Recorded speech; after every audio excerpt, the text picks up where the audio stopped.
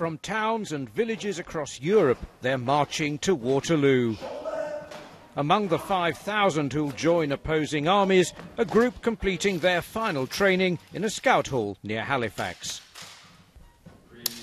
This is the 33rd Regiment of Foot, or the 1st Yorkshire West Riding Regiment. It's been building for the last 10 years, so to get to the final year before the 200th anniversary of Waterloo is spectacular.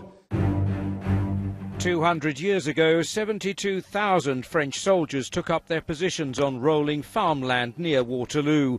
Napoleon had dreamt of a European empire. This was to be his last stand. Facing him, 68,000 British, German and Dutch troops, blocking the road to Brussels on a site chosen by the Duke of Wellington. During the 10-hour battle, more than 40,000 men would be killed or injured. It probably was one of the bloodiest 12 hours ever. Proportionately, more people were killed in that single day, killed and wounded, than I believe at even any of those dreadful First World War battles.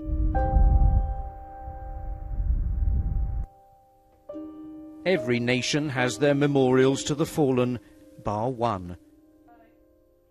This will be the first to mark British endeavour and sacrifice.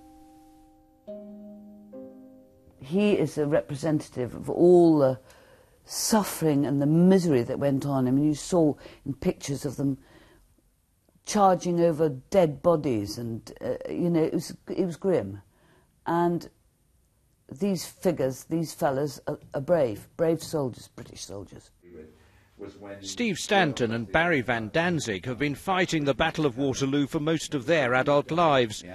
They've led efforts to erect the memorial and to save the site on which it will stand. The defence of Hougoumont Farm tied up a much larger French force throughout the battle. Time after time, soldiers held its gates against repeated attacks. But 7 years ago, these iconic buildings came close to ruin. A building on the field of Agincourt or any other famous building, once they're destroyed or lost or gone, you know, that's it. And I could see how ruined the place was.